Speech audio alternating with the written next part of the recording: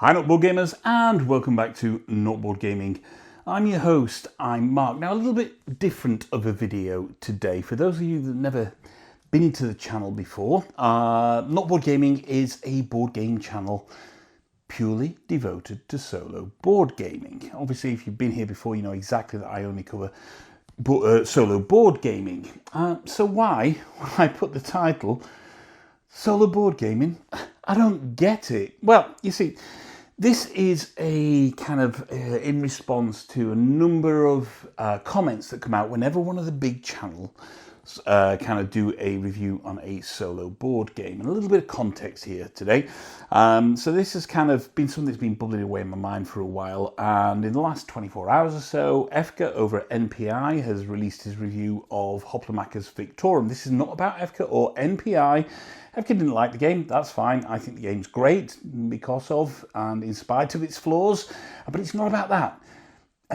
Whenever a big channel does some kind of solo board game, you get comments out about people who don't understand why people solo board game. Not only that, but they then seek out to marginalise solo board gamers. For example, the comment I'm talking about today says, and I'll not give the guy the guy kind of credit for his name, $150 for a giant box solo game. I would like to talk to the person that this is meant for, but I don't think that type of person knows how to interact with humans outside of their basement and or cave dwelling.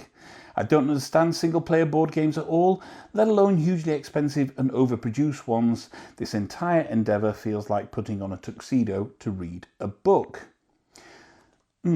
Okay, I'm just going to let that sit with you for a while and we'll come back and dissect that in a wee while. But by all means, if you want to go and put a tuxedo on to read a book, then go and put a tuxedo on to read a book. Let nobody stop you from doing that. But it does bring out kind of a number of, always a number of comments when the big channels do a solo game about why people solo game, why people don't understand why people solo game. So behind me you can see some of my collection of some 150 to 200 board games. Each and every one of them has either an official solo mode or a fan-made solo mode on there. Most of them have official solo mode. So I've obviously spent and invested a lot of time in solo board gaming because I play 95% of the time as a solo gamer. A little bit about my journey into solo board gaming and board gaming in general. So modern board games had eluded me for many, many years, and then kind of back end of 2019, I went through some fairly serious health issues. I had a tumour removed from my face. I was diagnosed with hypertension, with extreme stress from my work. I was working ridiculous hours away from my family for 5 days a week. And I was suffering from depression. And when I went to the doctors, they told me that I needed to find something that allowed me to kind of disconnect a little bit from the world and find something else to focus on that brought a level of joy and brought a level of, I don't know, kind of reduced my levels of stress and anxiety. So January 2019, I did a bit of research, decided I wanted to kind of try board games, had a look on some lists, and I bought Mage Knight. That was my first modern board game that I bought, and the rest is history. So that's kind of the context of how I became a solo board gamer. And why predominantly a solo board gamer? Well, because I was 48 at the time, 49 at the time, 48, 49 at the time. And my friend group, my family, they weren't interested in board games, and that's absolutely fine. Not a problem with that whatsoever, but this was about me and me disconnecting and finding time to do something different. So that's kind of how my journey into solo board gaming came about, and I've never looked back. It's a huge part of my life. It's one of the best decisions I made in my life, and I'm eternally happy that I discovered solo board gaming. Apologies, one of my dogs has just decided to bark at somebody downstairs. So yeah, a huge part of my life now is obviously board gaming and solo board gaming. As a hobby, I obviously run the channel, and I'm very, very, very happy when I solo board game. So when I start to see some comments like this that seek to marginalise and kind of minimise what solo board gaming does for me, you know, over time you build a thick skin to it, but they kind of start to grate on you a little bit. Now I get solo board gaming is not for everyone. I'm not saying it is, but most of these comments come from people who haven't tried solo board gaming. So let's talk about some of the wonderful comments that people say and discuss a little bit about them, and then we'll come back to this comment and just dissect it just a little bit and start to understand why marginalisation and gatekeeping is very, very bad. So kind of one of the big ones that people say is the false equivalency. I don't understand solo board gaming. Why don't you just play a video game? That is one that comes out numerous times. And, you know, there is a bit of merit to that.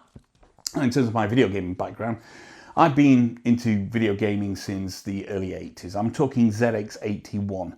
So I've probably been video gaming for longer than most of the people that make this comment have been alive. Obviously not everybody, but most of them have been alive. So I've gone through the full gamut of kind of all the computers, the ZX81, the Oric Atmos, the Spectrum, the VIC-20, the Commodore 64, the Amiga, and then into the Nintendos and your Game Boys and your SNESes and your Mega Drives. And then you move on from there into your PlayStations and your Xboxes and your Xbox Ones and 360s, etc. and yada, yada, yada. So I've done them all. And video gaming has its place and time. I certainly have still have a love for video games. I'm not kind of minimizing video games. I got a Steam Deck before Christmas, and I enjoy playing that Steam Deck when I choose to play it. But it's a choice of when I choose to play it. Board games are not video games, and video games are not board games. Video games are very, very different beasts. Obviously, in terms of your skills, they're very, very different. There may be some element of puzzle solving, etc., that you do with video games, in some video games, but in reality, it's more kind of a reflex-based thing that you're doing on video games, and, you know, you're focused on a screen. Where board games, there's a whole kind of ritual in setting it up. There is a time you allow yourself to play a board game, and there is a time that most board games have a finite finish within a reasonable amount. You know that kind of most board games, within a couple of hours, you set it up, you played it, and you put it away. Video games, you go back, obviously, because, you know, they're not 2-hour experiences in the main. And you're going to spend a lot of time on there. You know, you get these 40, 50-hour campaigns that you want to finish, and you're just focused on the video game. So it is a wildly different experience, firing off different receptors and etc. in your brain and giving you a wildly different experience. Board games obviously have a tactility to them as well. And there's something wonderful about looking at the puzzle, taking the time while I understand the puzzle that's in front of me, and then trying to work out my best solution through that. Obviously, many times, not always optimal from my perspective. But video games tend to be more instant. Yes, you go back and replay certain sections, but they tend to be a more instant decision-making process, where board games just allow you to kind of sit back. So as a solo board gamer, I love that. The fact that I can take my time over a particular move. I'm not rushed by anything other than, you know, whatever's happening around me with my family, etc. But I'm not particularly rushed by anything, and I can put it down, walk away, go and do another job, come back and go again. Not always the case with video games. Yes, you can in some instances, but not always the case. So it's akin to saying, well, why play FIFA on your PS5 when you could just get 10 friends together and go outside and play football? Because the time doesn't suit. It's not what you feel like doing. When I want to play video games, I play a video game. When I want to play a board game, I play a board game. The false equivalency on this is quite staggering, but people seem to connect the two together because they have games in the title, and inherently video games are a solo experience. Yes, you can multiplayer video games, of course you can, but inherently they're a solo experience. Board games can be a solo experience, and that time that I spend playing board games is really important to me. Now, a lot of other solo gamers, me included, spend a lot of time on computers and looking at screens. And that's a really important thing. I work remotely from home. I do go out and see clients and site visits and go to the office occasionally, but my office is 200 miles away. So most of my work is done kind of between 7 o'clock in the morning and 5 o'clock at night. I'm on my laptop and I want to get away from screens. And that's really important to me. That's why board games absolutely do that to me. So do that for me. So it's really important to move away from screens, to move away from the digital world and get something analog and physical and tactile and have that experience. So the false equivalency, I can kind of understand why people make it, but it really is a false equivalency. It's not the same. Right, let's move on to the other one, which is time. So another one is, well, you know, setting up a game and tearing it down and playing it for yourself. Oh, it just seems like so much effort for me. And yet, absolutely, depending on the game, the setup and teardown can be a long time. And then you've got your play time in between that. So your 2-hour session may stretch to 3 hours, there or thereabouts, given setup and teardown on that.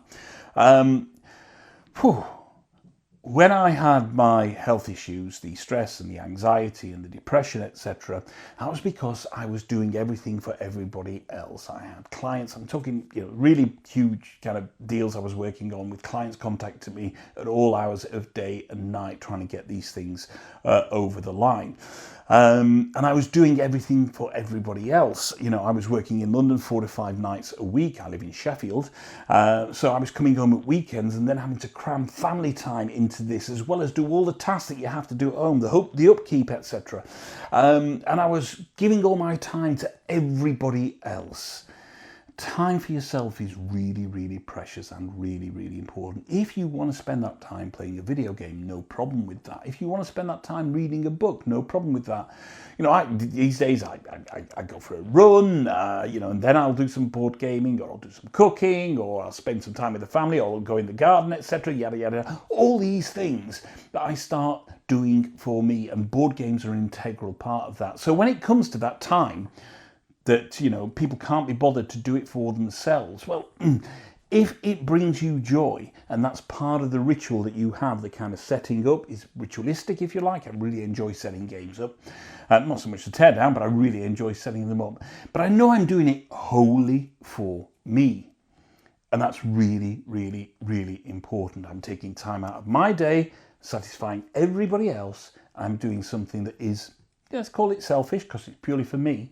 But it is just for me, and you would be amazed at the amount of impact that has on your mental well-being. I'm spending time doing something for me, only for me, and I'm the only one doing it. And it's great. I'm not reliant on anybody else. I'm doing it purely for me. So you've got to really make sure you're taking that time for yourself. Now, for some of us in the solo board gaming world, that will be putting out, playing a game, having that time to think, having that time just to relax.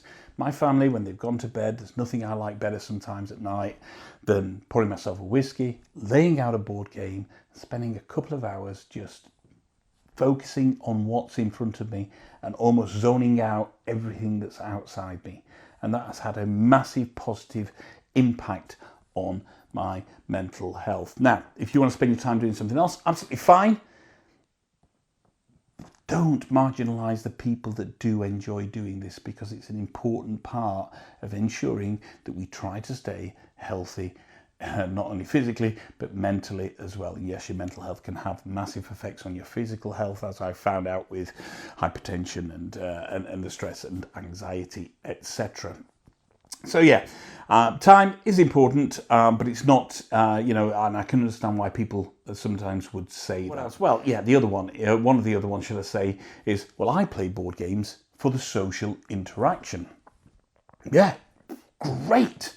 Absolutely fantastic. And I love that. I love that board games do that for people. I love that they give people time to spend time with other people. I think that is absolutely fantastic. I get my social interaction other ways, not necessarily through board games. Don't get me wrong, when I go to conventions, then I will happily sit down and play games all evening, all night, all day, whatever, with people, and I will have the time of my life.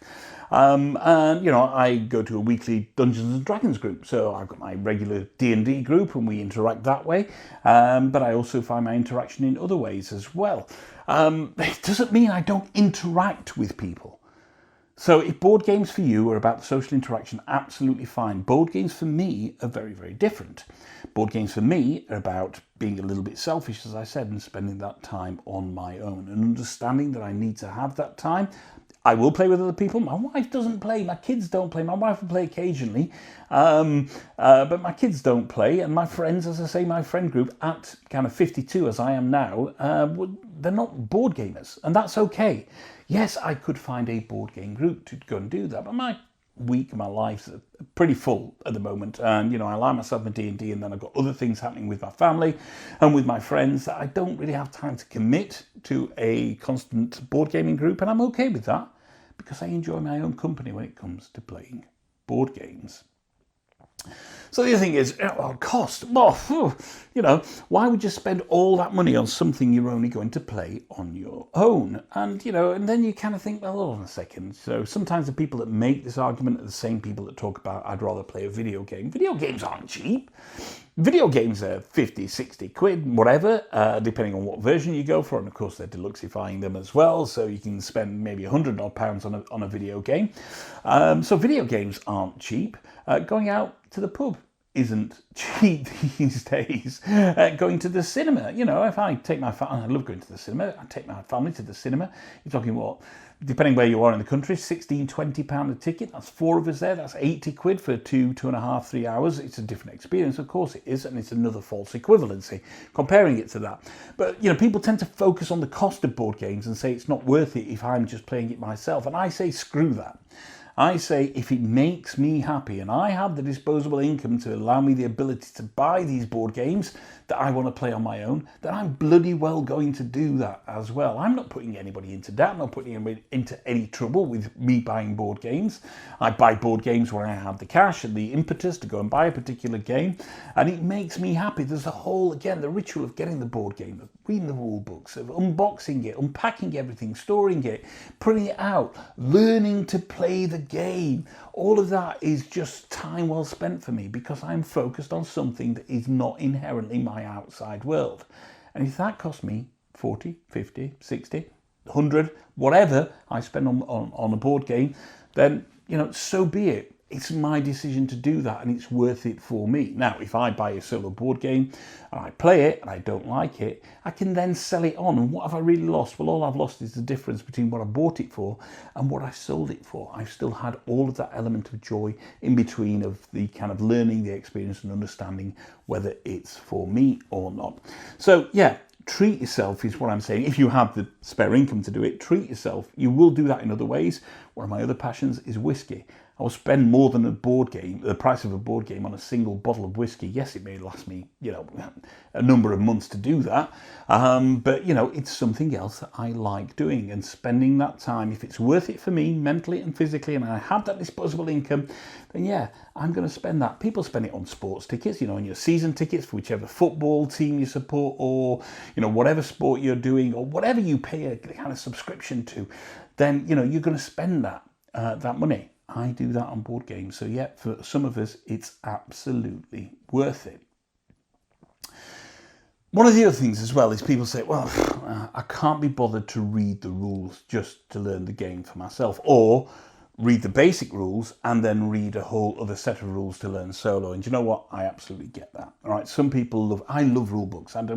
As many great kind of video content creators that are out there, like your Paul Grogans and your Rodney Smiths. I generally don't watch videos to learn how to play games. Why? Because I love reading rule books. At night in bed after maybe read the Kindle or whatever, I pick up a rule book, or if the whole family's out, I pick up a rule book, turn the television off, have the light on, and read the rule book. And it's absolutely right that in some cases you have to learn the base game, and then you have to learn the solo rules. And that can be arduous. So that could be a barrier for people not to do it. It's not, I'm not saying it's wrong that people feel that way, but I can completely understand that. So you've got to understand with solo board gaming, when you get into the rules aspect, is generally you don't have anybody to bounce off. And that is, that can be, you can get rules wrong for a considerable period of time, and then suddenly you play the game, maybe with somebody else, or you just a light bulb moment, or you see somebody else playing it on on YouTube, or they mention it on the forums or whatever, and you're like, oh, I've been playing that rule wrong. And that can happen with solo board gaming, probably more so than it does with multiplayer gaming, because you will have people that bounce rules off you, etc. But yeah, I absolutely get that, and there's no workaround for that.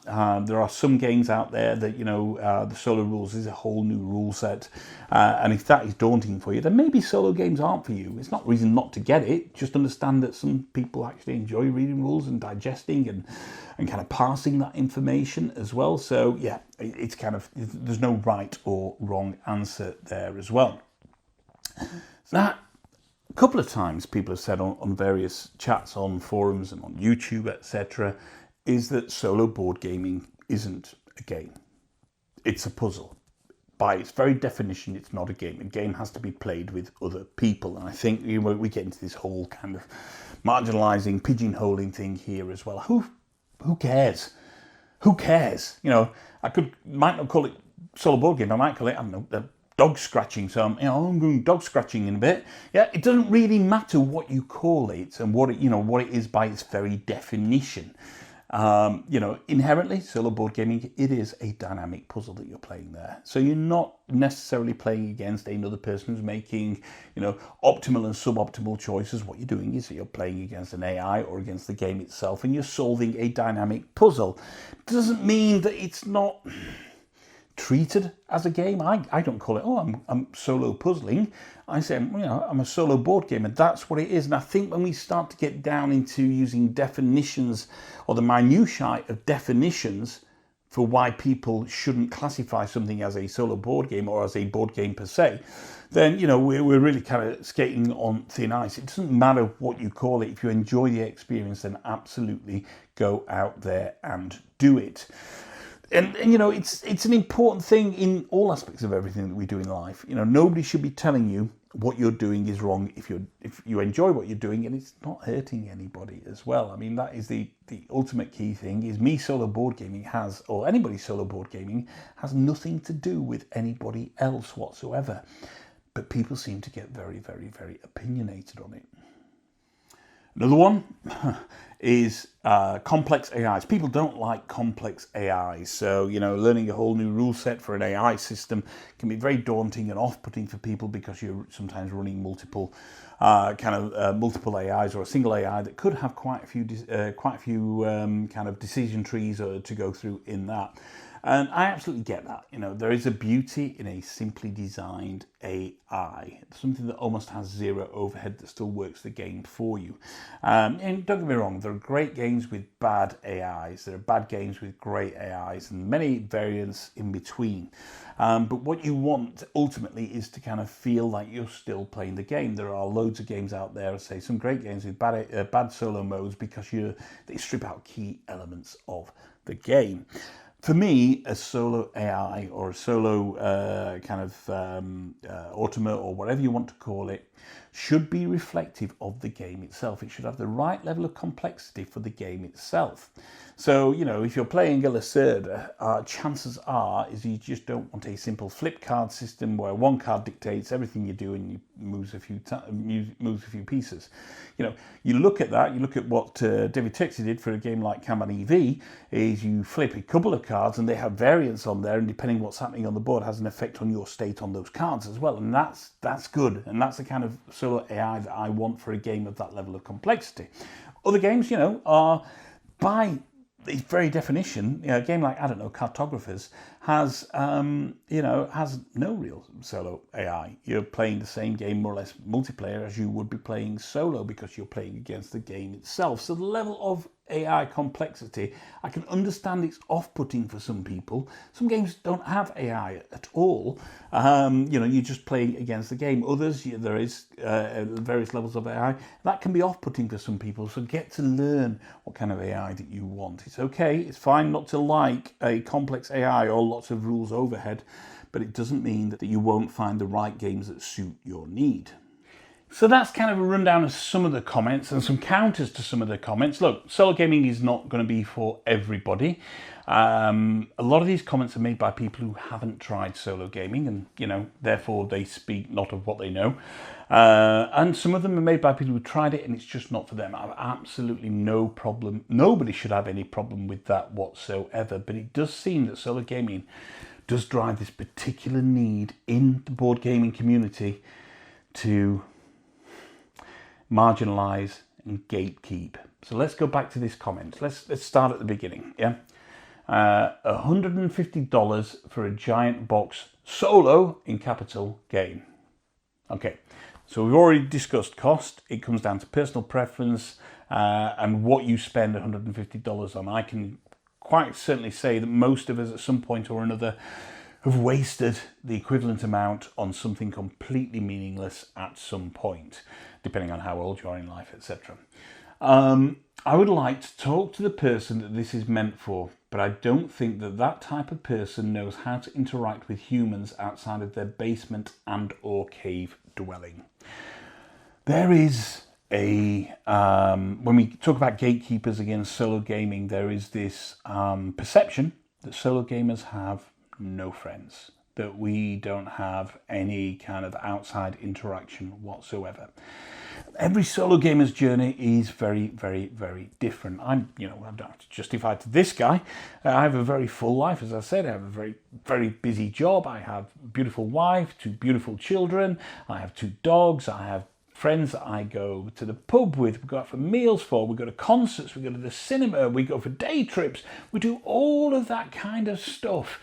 And still, I like to solo game because my friendship group that I've known most of my life now doesn't board game, and I'm okay with that. I'm absolutely okay with that. But do not have the assumption that just because you're a solo gamer that you don't have any social interaction. Now, it may be the case for some people that through various things that they don't have much interaction with the outside world, and therefore solo gaming is a way for them to escape things. And other reasons is people just don't have the time.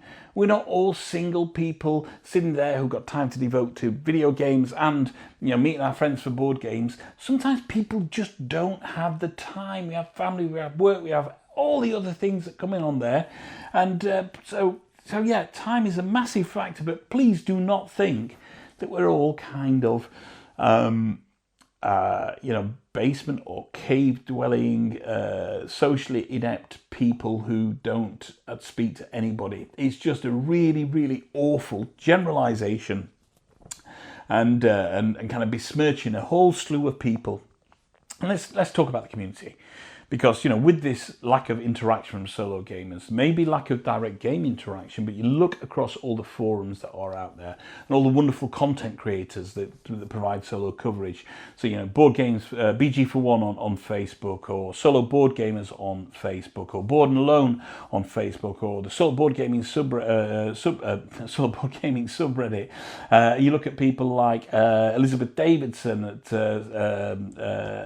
and Jeremy Howard and Will Brown and Michael Kelly and Mark Monk and Daniel Anderson and Alex Radcliffe and Quackalope and all of the people that provide loads and loads of solo coverage. There's a huge community out there. Just because we don't directly interact whilst playing a game doesn't mean that in every other aspect we're not interacting with anybody. And to give this rubbish generalization, which I've heard loads of times in various forms, it really is the worst kind of gatekeeping that there is. What you're saying is, here's a group of people thoroughly enjoying what they do.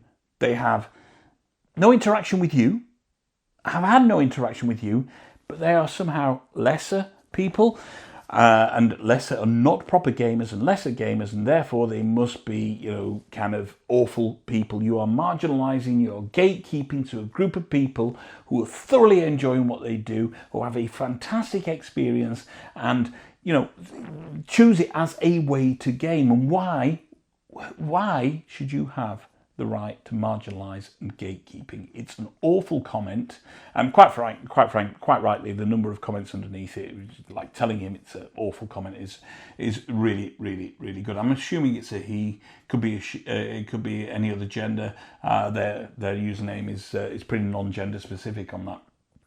So yeah. I don't think that type of person knows how to interact with humans outside of their basement and or cave dwelling. Wow. Yeah. Okay. Yeah, maybe. Well, maybe if all other humans are like you, then maybe we don't want to interact with you. And then it goes on to the crux of it. I don't understand single board games at all. And there we go. Therefore, because they don't understand it, therefore it's wrong. Because they don't understand it, therefore anybody else that does is wrong. It's, again, this kind of blinkered nature. We just, don't be accepting of this kind of commentary. Even if you're not a solo board gamer, you should be going back to when you see this kind of stuff and saying, hold on a second, you're marginalising, you're gatekeeping there. When we've all gatekeeped at one time or another. We've all told somebody that a particular movie or type of music is rubbish and they should listen to proper music or watch a proper movie. Or, at some point, if somebody told you they enjoy playing Monopoly, you'll say, oh, that's not a proper board game. And we've all said something along those kind of comments at one point or another. We need to step beyond that. Just because we don't understand it, just because we don't get why they enjoy it, doesn't mean that people don't enjoy it. And we have to beyond that as an inclusive community of board gamers as we are.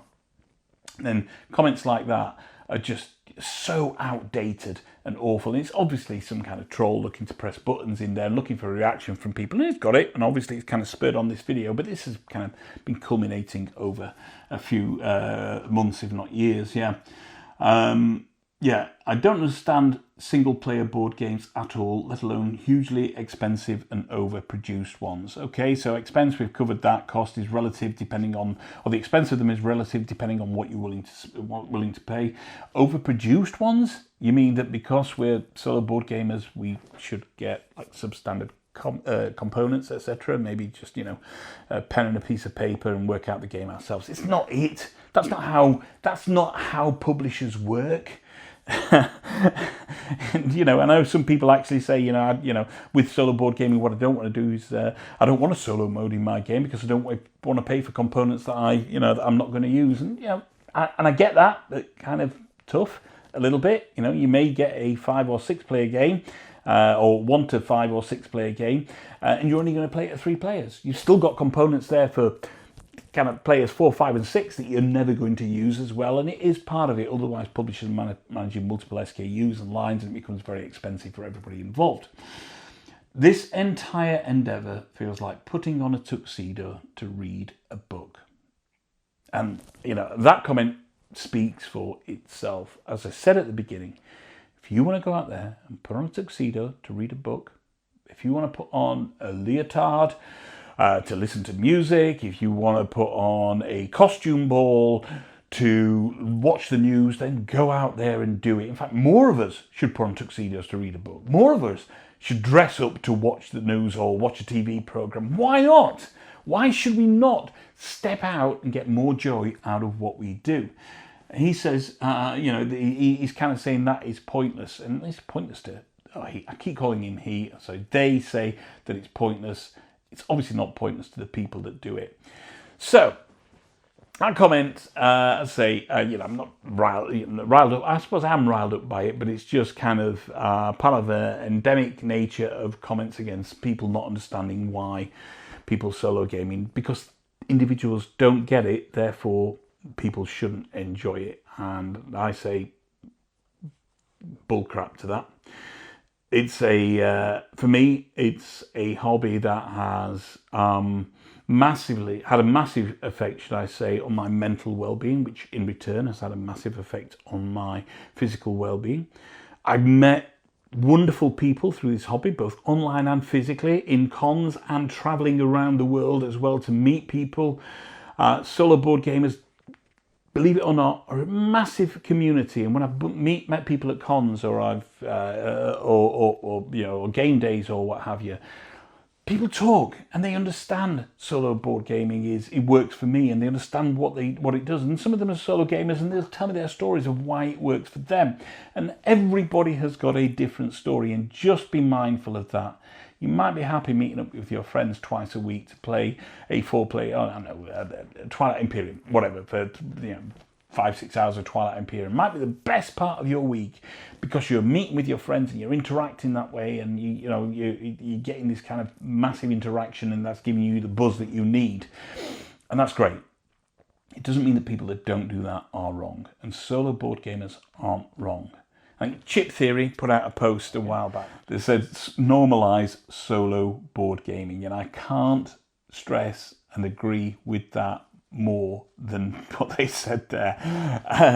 Absolutely. Let's start moving away from marginalisation, from gatekeeping, and let's just understand that this hobby is wide and varied. You know, there are Euro gamers, there are adventure gamers, there are tabletop role-playing gamers, there are flip and writes, roll and writers, there are abstract gamers, there are dexterity gamers, there is a whole wealth and a whole plethora. I've got ISS Vanguard out in front of me, so it's a mixture of kind of dice and ship management, etc. And I'm having a great time with it as well. And you look behind me and you can see some of the games I've got, and they span many, many, many different genres depending on what I'm looking to fit.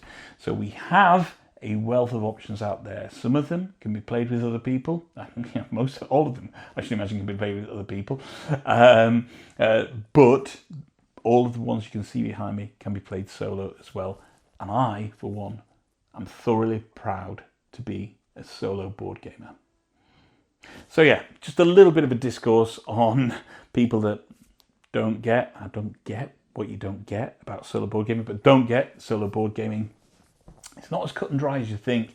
Just take the blinkers off a little bit and understand that various people have varying needs, and it fulfills a lot of people on many, many different levels. Thank you very much for watching me and staying to this. Please comment below with your favourite solo board game, or even comment below with kind of, if you've tried solo board gaming, why it didn't work for you. I've got no problems with that whatsoever. If you tried it and it didn't work for you, or if you've never tried solo board gaming, why don't let me know what your first solo board game is going to be. My name's Mark. This is Not Board Gaming.